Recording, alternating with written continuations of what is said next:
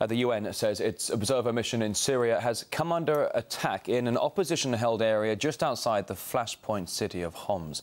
Officials have confirmed their convoy was hit by small arms fire. Although the civil standoff is continuing in Syria, foreign powers may be getting ahead of themselves about the outcome.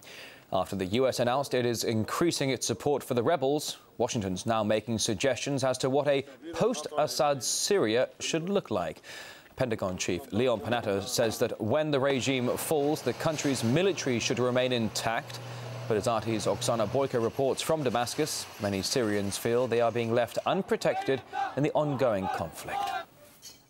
It doesn't take much to set Syrians off these days. On edge and on a very tight budget, residents of Damascus are now trying to reclaim the basics they used to take for granted.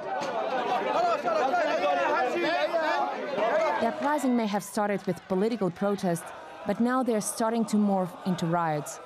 Economically, life is getting harder for ordinary Syrians. With the rebels targeting supply trucks, the price of a gallon of gas has risen fourfold in the last few months. So when a pro-government NGO attempted to distribute fuel at pre-war prices, it found itself overwhelmed by the demand. Because of all of these special circumstances that happened lately, people maybe got more nervous. Of course, people had more difficulties to get their supplies. No, everything is getting better. Life is slowly returning to the capital, as are the thousands of people who fled the turmoil there in the past weeks. But what they find in their neighborhoods is unlikely to instill much confidence in either of the warring parties. The damage inflicted by the clashes to the Syrian infrastructure is already estimated at $11 billion and still counting. That's almost 70% of the country's annual budget. You can argue about who is to blame for all this destruction, but it's certainly a very high price to pay for any sort of struggle, whether it is for democracy or for stability. No matter who emerges the winner, Syrians have already lost. The government has promised to help with rebuilding, but the scale of destruction and the already flagging economy begs the question of just how fast and how efficient that reconstruction will be. Meanwhile, some are already starting to lose patience. Mohammed, a flower trader, has returned home to find all three of his cars burned out. He used to count himself among supporters of the government, but now his loyalties are uncertain. I don't support the opposition. I want to live here like my father and grandfather.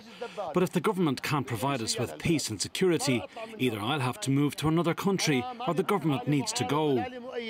He's not somebody who would trade his implements for a rifle, but in his neighborhood, youngsters are already being radicalized. This police car was set on fire by the rebels. The charred remains of an officer are still inside.